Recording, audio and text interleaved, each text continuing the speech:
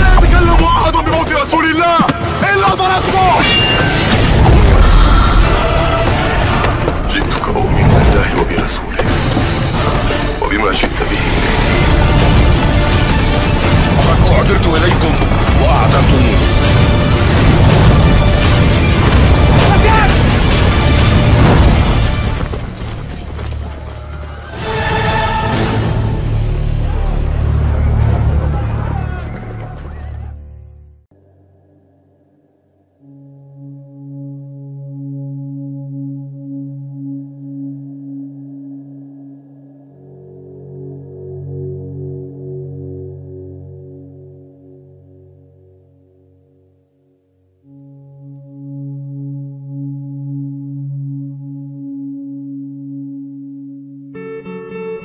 Pada zaman yang jauh, sebelum manusia membangun peradaban besar dan sebelum kerajaan-kerajaan megah berdiri di atas muka bumi, langit dan bumi pernah menyaksikan sebuah kekacauan yang tak tertandingi.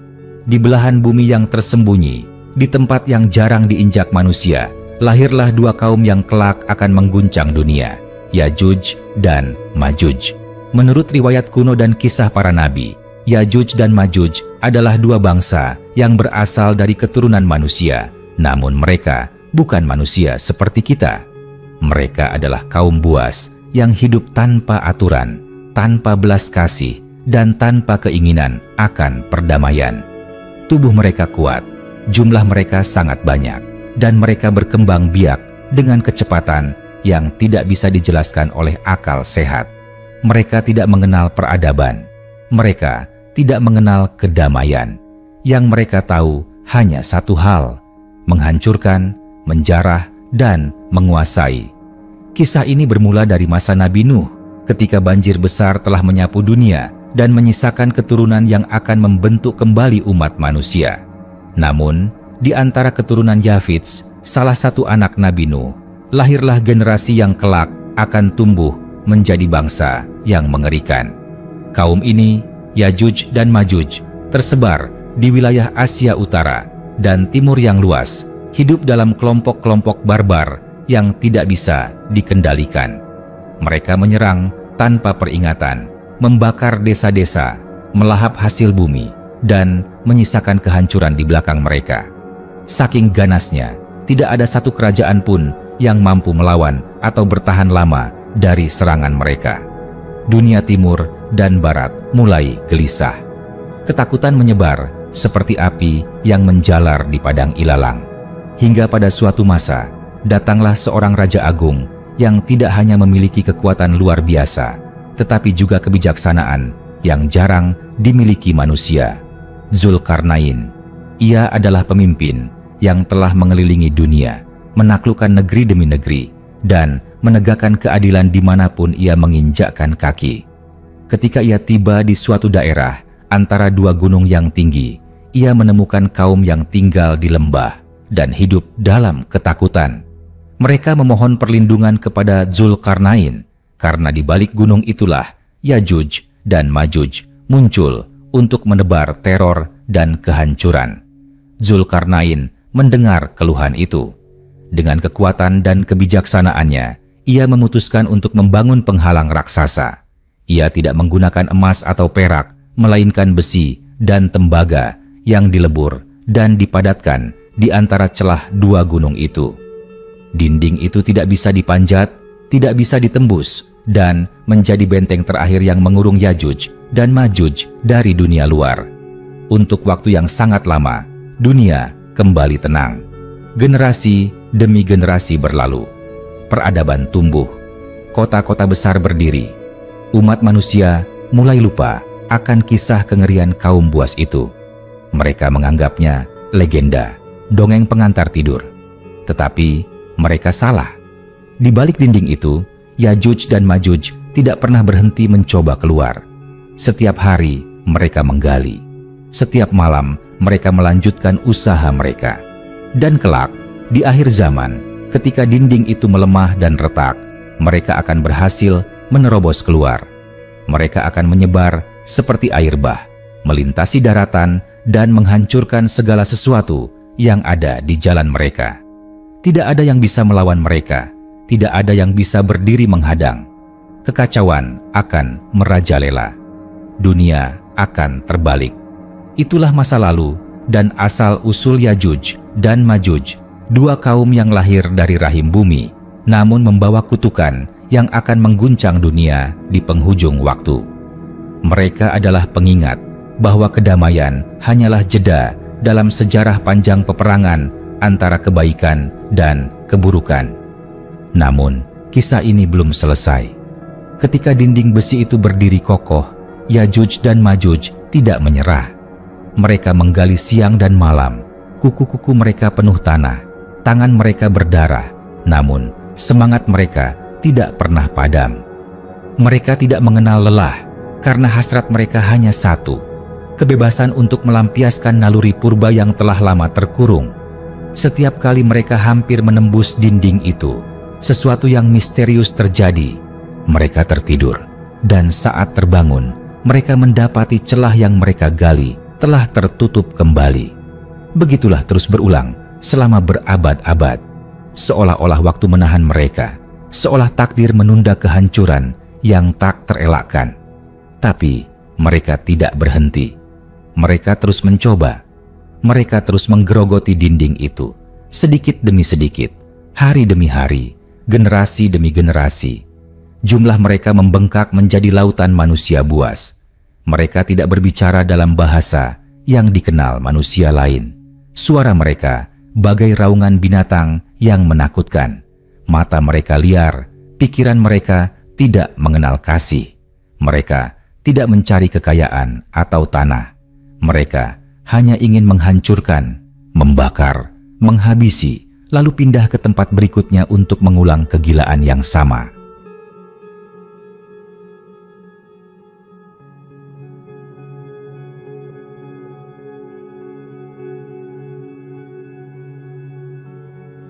Di sisi lain dunia, umat manusia semakin lalai. Mereka sibuk membangun teknologi, memperluas kekuasaan, dan mengejar kemewahan. Banyak dari mereka mulai menganggap kisah Yajuj dan Majuj hanyalah mitos tua yang tidak relevan dengan zaman modern. Tapi, para ulama dan penjaga ilmu tahu. Mereka yang membaca kitab-kitab suci, yang menggali makna dalam ayat dan hadits, tahu bahwa suatu saat masa yang dijanjikan akan datang. Ketika akhir zaman menjelang, tanda-tanda mulai tampak. Kerusakan merajalela. Fitnah menyebar seperti wabah.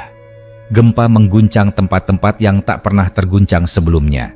Perang demi perang meletus tanpa henti. Dan di saat dunia berada dalam kekacauan, dinding besi itu yang selama ribuan tahun berdiri mulai melemah. Sebuah retakan kecil muncul. Tidak terlihat oleh mata manusia. Tapi bagi Yajuj dan Majuj itu adalah tanda kebebasan. Mereka menggali dengan lebih buas. Tanah digali dengan tangan, gigi, alat, dan segala yang mereka miliki. Mereka tidak makan, tidak tidur, hanya menggali. Dan pada hari yang telah ditetapkan dalam rencana ilahi, mereka akan menerobos keluar. Seperti tsunami manusia, mereka akan menyapu bumi. Tidak ada kekuatan militer yang bisa menahan mereka. Senjata modern tidak mempan. Bom, rudal, bahkan senjata nuklir sekalipun tidak bisa menghentikan mereka. Mereka akan menyerbu dari segala arah, menyisakan kehancuran di belakang mereka. Mereka meminum sungai hingga kering. Mereka memakan hewan dan manusia tanpa ampun. Ketika mereka melewati suatu tempat, tempat itu berubah menjadi tanah mati. Kehidupan melarikan diri, harapan runtuh. Dan saat dunia berteriak meminta pertolongan, saat para pemimpin jatuh satu persatu, hanya satu yang bisa menghentikan mereka. Seorang utusan yang dijanjikan yang akan datang di akhir zaman. Bersama pasukannya yang kecil tapi suci, dengan iman sebagai senjata utama, dia akan memohon kepada Tuhan langit. Maka Tuhan akan mengirimkan bala bantuan dari tempat yang tidak terlihat. Ulat-ulat kecil akan menyerang tengkuk Yajuj dan Majuj. Mereka akan tersungkur satu persatu, seperti pepohonan yang ditebang angin ribut. Dalam semalam, dunia akan diselamatkan, tapi tidak akan pernah sama lagi, karena jejak mereka akan tetap ada. Luka-luka yang mereka tinggalkan akan terus berdarah dalam sejarah manusia. Yajuj dan Majuj bukan hanya kisah tentang kaum buas.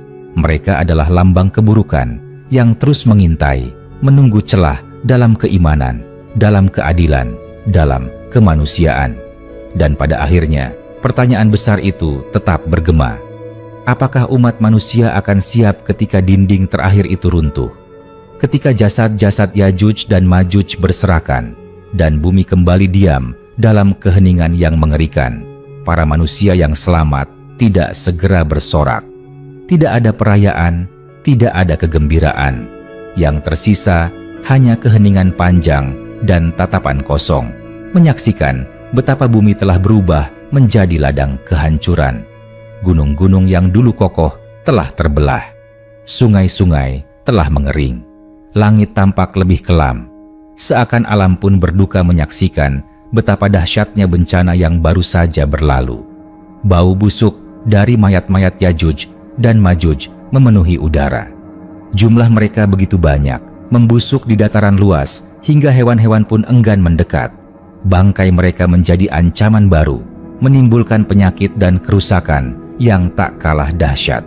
Maka, sang pemimpin akhir zaman itu, utusan yang dijanjikan, yang dikenal oleh sebagian sebagai Isa putra Maryam, menengadahkan tangan ke langit dan memohon kepada Tuhan semesta alam.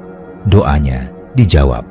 Allah mengirim burung-burung raksasa sebesar unta dengan paruh dan cakar yang kuat.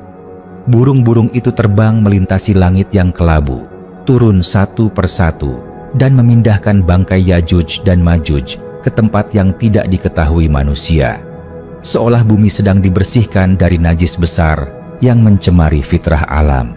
Setelah itu, hujan pun turun. Tapi bukan hujan biasa.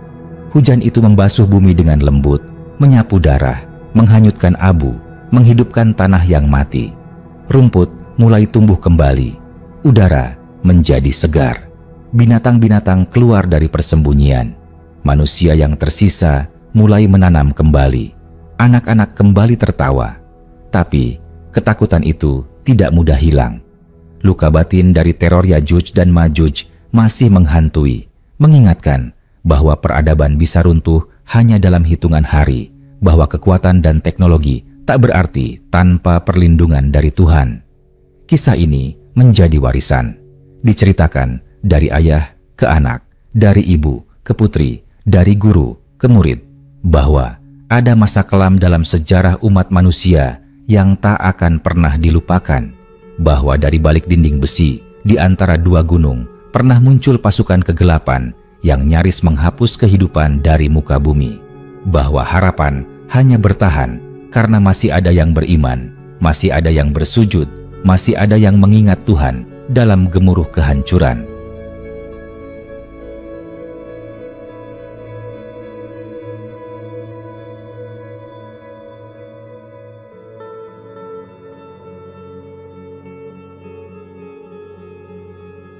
Yajuj dan Majuj bukan hanya tentang masa lalu atau masa depan. Mereka adalah bayangan yang terus mengintai dalam diri manusia. Keserakahan, kebencian, kerakusan, kehancuran tanpa sebab. Selama sifat-sifat itu hidup dalam hati manusia, maka roh Yajuj dan Majuj belum sepenuhnya mati. Dan dunia pun terus berputar, menyimpan rahasia waktu yang belum tiba. Apakah kita siap jika kengerian itu kembali? Hari-hari pun berlalu dan kehidupan mulai bangkit dari abu kehancuran. Namun, tidak semua orang bisa melupakan apa yang telah terjadi. Sisa-sisa ketakutan itu tumbuh menjadi cerita-cerita yang bergema dalam doa dan nyanyian. Di tengah malam sunyi ketika anak-anak bertanya kepada orang tua mereka, apakah mereka akan kembali? Para orang tua menatap jauh keluar jendela, ke langit malam yang tampak tenang, lalu menjawab dengan suara pelan, mereka sudah binasa. Tapi dunia ini, nak, selalu menyimpan kemungkinan. Setelah kepergian Yajuj dan Majuj, bumi memasuki masa keemasan singkat, masa penuh kedamaian dan kemakmuran. Hasil bumi melimpah, manusia saling mencintai, tidak ada kebencian, tidak ada permusuhan. Singa dan kambing minum di sungai yang sama tanpa rasa takut. Hati manusia kembali jernih. Itu adalah masa yang dijanjikan oleh Sang Pencipta, sebuah hadiah kecil setelah guncangan akhir zaman. Tapi masa itu tidak akan berlangsung selamanya. Sang utusan pun akhirnya pergi, kembali ke tempat dari mana ia datang setelah menyelesaikan tugasnya di bumi. Dunia kembali dibiarkan pada pilihan manusia, mengikuti kebenaran atau kembali tergelincir dalam kesombongan dan kelalaian. Dan seperti sejarah yang terus berulang, manusia perlahan-lahan kembali kepada tabiat lamanya. Keangkuhan tumbuh di antara kota-kota yang dibangun kembali. Harta dan kuasa kembali menjadi Tuhan baru. Ilmu yang dulu digunakan untuk membangun mulai disalahgunakan untuk menundukkan sesama. Dari kejauhan, langit mulai menampakkan tanda-tanda. Bintang-bintang jatuh. Matahari terbit dari arah yang tidak seharusnya. Gerhana menutupi siang dan malam. Umat manusia kembali bertanya-tanya, apakah ini pertanda lain? Karena meskipun Yajuj dan Majuj telah dikalahkan, dunia ini belum mencapai akhirnya. Mereka hanyalah satu babak dalam skenario besar kiamat. Masih ada Dajjal, masih ada kemunculan binatang aneh dari perut bumi, masih ada asap tebal yang menutupi dunia, masih ada sangkakala yang akan ditiup mengguncang seluruh ciptaan. Dan manusia kembali harus memilih apakah akan tunduk kepada kebenaran atau menjadi bagian dari kehancuran itu sendiri. Yajuj dan Majuj telah menjadi simbol. Mereka adalah wajah nyata dari kehancuran yang muncul dari ketamakan, dari nafsu tanpa batas, dari keinginan untuk menguasai tanpa tanggung jawab. Kisah mereka adalah peringatan bahwa ketika manusia mulai menganggap dirinya sebagai penguasa mutlak bumi tanpa mengakui Sang Pemilik segalanya, maka kehancuran akan datang bukan dari luar, tetapi dari dalam dirinya sendiri.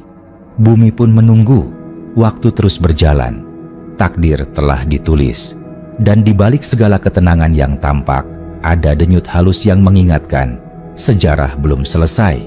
Namun bumi, seperti halnya jiwa manusia, menyimpan luka yang tak mudah sembuh. Meski rumput telah tumbuh kembali dan langit kembali membiru, bayangan akan kehancuran itu tetap hidup dalam kenangan yang tak terhapus oleh waktu. Setiap generasi berikutnya tumbuh dalam cerita-cerita samar tentang suatu kaum yang datang dari ujung bumi, menerobos dinding besi dan hampir mengakhiri sejarah manusia. Di antara mereka yang selamat, ada yang menjadi penjaga kisah. Mereka bukan nabi, bukan raja, bukan pemuka, tapi manusia biasa yang menyimpan ingatan seperti bara dalam hati. Mereka mendirikan tempat-tempat pengingat, menulis pada batu, menanam lambang-lambang kecil di tanah bekas pertempuran. Semua itu agar umat manusia tidak melupakan apa yang pernah terjadi. Namun, seperti yang telah tertulis sejak awal sejarah manusia, lupa adalah sifat dasar manusia. Dan dari lupa itulah, kejatuhan baru selalu bermula. Zaman berubah. Dunia kembali dibangun dengan teknologi yang jauh lebih maju. Kota-kota menjulang lebih tinggi dari sebelumnya. Mesin menggantikan tangan, layar menggantikan mata manusia. Mereka terhubung ke seluruh penjuru dunia, tapi terputus dari makna hakiki keberadaan mereka. Kemajuan tidak disertai kebijaksanaan, maka pelan tapi pasti manusia mulai melangkah ke arah yang sama dengan jejak langkah Yajuj dan Majuj. Mereka menggali kehancurannya sendiri. Dinding besi itu yang dulu membatasi kaum pemusnah mungkin kini bukan lagi dinding fisik, tapi prinsip-prinsip moral dan nilai-nilai ilahi. Setiap kebohongan yang dibiarkan, setiap keadilan yang diabaikan, setiap kebenaran yang dikubur demi keuntungan, semua itu adalah bentuk pengikisan dinding tersebut. Dan saat semua itu runtuh, bencana baru tidak harus datang dari luar, karena keburukan telah tumbuh di dalam dada manusia sendiri.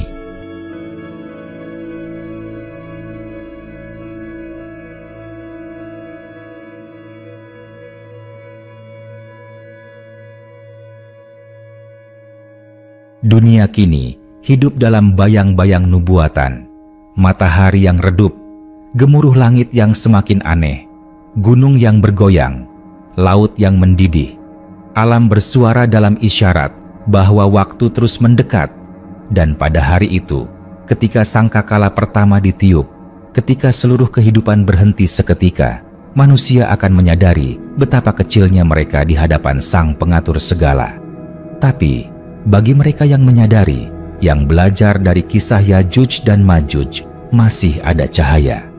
Karena kisah ini bukan hanya tentang teror dan kehancuran. Ini adalah peringatan.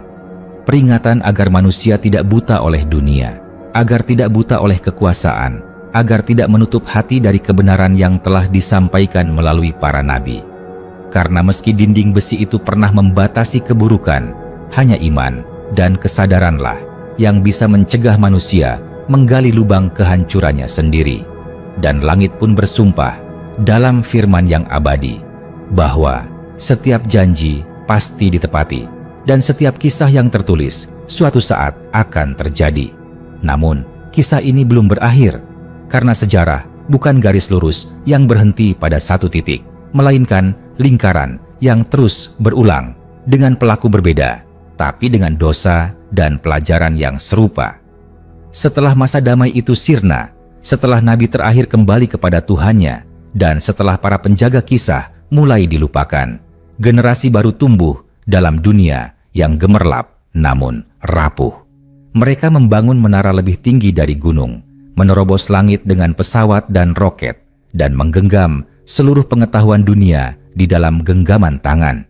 Tapi mereka lupa satu hal, bahwa yang membuat suatu bangsa besar bukan hanya akal dan kekuatan, tetapi ketaatan dan rasa takut kepada Yang Maha Kuasa. Dan disitulah benih kehancuran kembali tumbuh. Dalam diam, kerusakan merayap dari segala penjuru. Bumi kembali mengeluh. Gunung-gunung bergetar. Lautan menelan kota-kota. Udara berubah menjadi racun. Manusia saling menyalahkan, tapi tak seorang pun bercermin pada dirinya sendiri. Mereka mencari jawaban di laboratorium, di lembaga internasional, di layar-layar besar dan algoritma, namun melupakan satu-satunya tempat yang sejak dahulu menyimpan semua jawaban: langit. Di tengah kekacauan itu, para ulama yang tersisa mulai bicara pelan. Mereka membuka kembali kitab yang berdebu. Mereka membacakan ayat-ayat yang dahulu hanya dijadikan hafalan tanpa makna. Mereka berkata, tanda-tanda ini telah disebutkan. Ini bukan kebetulan. Ini adalah peringatan. Dan peringatan itu berbicara dengan bahasa yang tidak bisa disangkal. Badai, gempa, api yang keluar dari tanah, dan ketakutan yang tak bisa dijelaskan oleh ilmu apapun.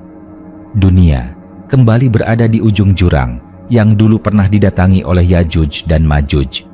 Lalu malam pun datang dengan keheningan yang tidak biasa. Di satu tempat di ujung bumi, mungkin di utara yang dingin, mungkin di timur yang terpencil, terdengar gemuruh dari dalam tanah. Bukan gemuruh mesin, bukan gemuruh alam, tapi sesuatu yang jauh lebih tua dan lebih purba. Seolah dunia mengingat, seolah dinding yang pernah didirikan oleh tangan Zulkarnain kembali berbisik, bukan karena Yajuj dan Majuj hidup kembali, tetapi karena manusia telah mengambil tempat mereka. Ya, itulah pelajaran terakhir dari kisah ini, bahwa jika manusia melupakan batasnya, maka ia sendiri akan menjadi Yajuj dan Majuj bagi sesamanya, yang membakar, yang merusak, yang menghabiskan sumber daya bumi tanpa peduli, yang menggali keburukan dan menyebarkannya ke seluruh penjuru dunia. Kisah ini adalah cermin, dan cermin itu kini ada di hadapan kita semua. Apakah kita akan belajar atau mengulang sejarah yang sama? Dan ketika manusia menatap cermin itu terlalu lama, mereka mulai melihat sesuatu yang mengerikan. Bukan makhluk buas, bukan monster dari luar, tetapi bayangan diri mereka sendiri. Mata yang dingin, hati yang hampa, tangan yang mencengkeram rakus, tak pernah puas, terus menggali seperti Yajuj dan Majuj yang tak kenal lelah. Dunia telah berubah, tapi Jiwa manusia tetap sama, mudah terpikat, mudah lalai, mudah dibutakan oleh kekuasaan dan ilusi kendali. Maka, tibalah saat ketika bumi tidak lagi bersedia menjadi tempat bagi manusia yang lupa dari mana mereka berasal. Langit kembali memberi tanda. Bintang-bintang redup satu persatu. Gerhana datang tanpa perhitungan. Suara-suara dari langit terdengar oleh para pendosa, tapi tidak dimengerti. Gunung meletus serentak. Sungai meluap tanpa sebab. Hewan-hewan meninggalkan hutan. Iklim menjadi liar.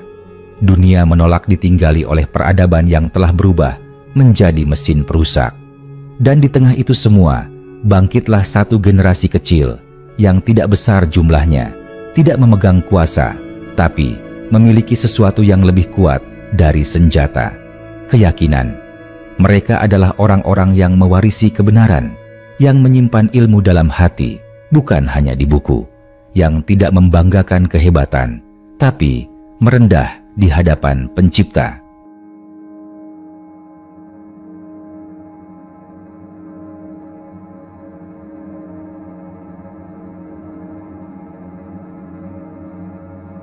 Mereka tidak berteriak, mereka tidak memaksa, mereka hanya berdiri, teguh seperti karang, sambil berdoa agar dunia ini diberi satu kesempatan lagi untuk bertobat. Namun, waktu sudah hampir habis. Tanda besar berikutnya segera datang. Langit terbelah. Malaikat-malaikat turun bukan lagi untuk mencatat amal, tapi untuk melaksanakan perintah. Tiupan pertama, sangkakala mengguncang segalanya. Orang-orang yang sedang tertawa tiba-tiba membeku. Bangunan runtuh seperti istana pasir disapu gelombang. Laut naik menelan daratan, dan langit menjadi hitam pekat, sehitam hati yang selama ini mengabaikan kebenaran. Di saat itulah manusia akan benar-benar mengerti bahwa kisah Yajuj dan Majuj bukan dongeng, bahwa semua yang tertulis adalah nyata, bahwa peringatan bukan untuk ditakuti, tapi untuk disadari. Tapi saat kesadaran datang terlambat, penyesalan tidak akan menyelamatkan, dan bumi pun menyelesaikan tugasnya. Ketika tiupan kedua sangkakala datang, seluruh makhluk mati. Hanya sunyi yang tersisa. Tidak ada suara, tidak ada gerak. Dunia kembali ke asalnya, kosong, hening, dan menunggu.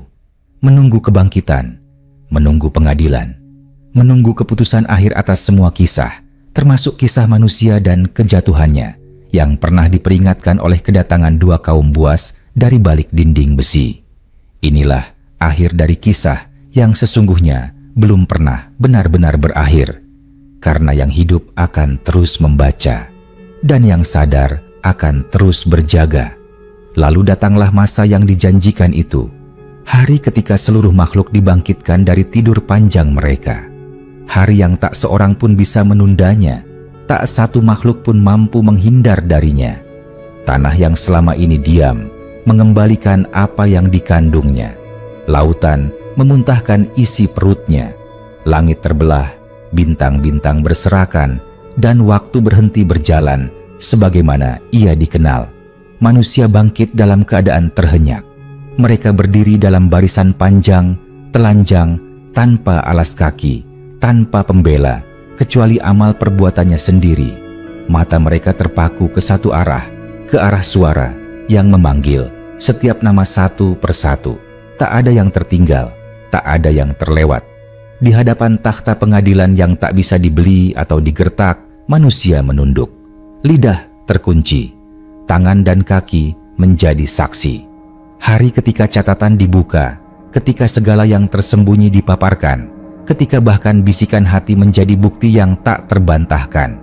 Dan di tengah padang pengadilan itu, sejarah Yajuj dan Majuj pun dibacakan kembali, bukan sebagai dongeng, tapi sebagai fakta. Mereka menjadi contoh nyata tentang betapa bahayanya kebebasan tanpa iman, kekuatan tanpa kendali, dan jumlah tanpa tujuan. Mereka adalah peringatan bagi seluruh umat manusia bahwa kehancuran tidak selalu datang dari luar, tapi bisa tumbuh dari kesombongan dalam hati yang tak mengenal takut kepada Tuhan. Orang-orang yang hidup setelah kehancuran mereka juga dihadapkan. Apakah mereka belajar? Apakah mereka berubah? Apakah mereka memperbaiki diri? Atau justru mengulangi kesalahan yang sama? Tidak ada tempat untuk bersembunyi. Tidak ada ruang untuk berdalih. Semua akan ditimbang dan keadilan itu akan sempurna. Namun, bagi mereka yang menjaga cahaya dalam dada mereka, yang menolak menyerah meski dunia bergolak, yang menangis dalam sujud meski hina di mata manusia, mereka akan disambut dengan senyum langit. Mereka akan melewati jembatan tipis itu, Syirat, dengan cahaya di hadapan dan kanan mereka, menuntun ke satu tempat yang dijanjikan, surga yang luasnya seluas langit dan bumi. Sementara mereka yang mengikuti jejak Yajuj dan Majuj dalam keserakahan, kebrutalan, dan penolakan terhadap peringatan, akan tergelincir, jatuh, dan tidak pernah kembali. Itulah akhir dari kisah yang dimulai sejak zaman kuno, dari dua kaum yang dikurung demi melindungi dunia, hingga manusia sendiri yang mewarisi jalan kehancuran mereka. Sebuah kisah yang bukan sekadar untuk ditakuti, tapi untuk direnungi. Karena selama masih ada waktu, kisah ini belum tertutup sepenuhnya. Ia hidup di dalam kita, dalam setiap pilihan, dalam setiap langkah, dalam setiap keputusan apakah kita menjadi penjaga peradaban atau justru penggali kehancuran. Dan langit pun bersaksi bahwa segala yang tertulis akan terjadi tepat seperti yang dijanjikan. Dan setelah segala penimbangan usai, setelah setiap amal ditunjukkan, setelah kebenaran ditegakkan tanpa celah, tibalah saat ketika pemisahan itu terjadi, hari pemisahan yang sesungguhnya. Orang-orang berjalan menuju takdirnya masing-masing. Ada yang wajahnya bersinar, langkahnya ringan, dadanya lapang.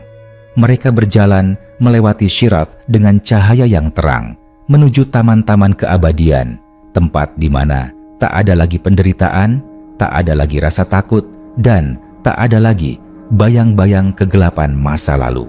Namun, ada pula mereka yang jalannya gelap, matanya kosong, dan mulutnya terkunci oleh penyesalan.